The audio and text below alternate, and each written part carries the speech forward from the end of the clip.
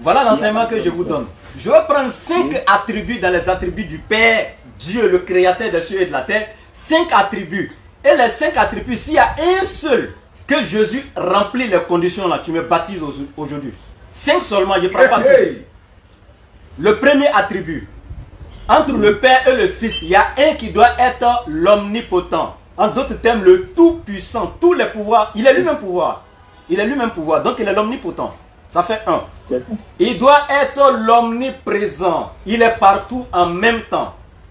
Oui. Il doit être l'omniscient. Toutes les sciences sont en lui. Il est lui-même le savoir. Ça fait déjà 3. Il doit être le créateur de toutes choses. Ça fait 4. Et le 5e attribut, il doit être l'éternel. Celui qui n'a ni début, ni interruption, ni fin de vie. Oui. Les 5 attributs que je cite là, montre-moi l'accomplissement d'un seul en Jésus, tu me baptises. On est en décembre. Où Jésus est éternel.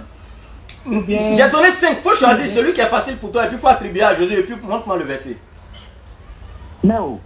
Maman, ma question, c'est que ne m'a pas répondu. Il dit, nous, il m'a dit, tout me connaît plus. Ok. Dans Marc chapitre. Ok.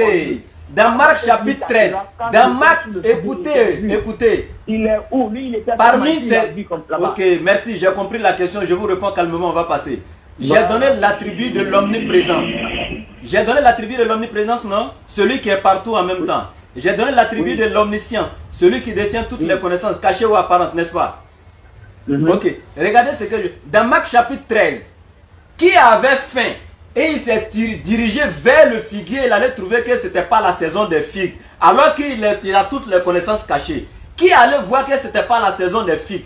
Et puis, non seulement il ne s'est pas arrêté là, il ne connaît pas les propres saisons qu'il a créées s'il est supposé être Dieu.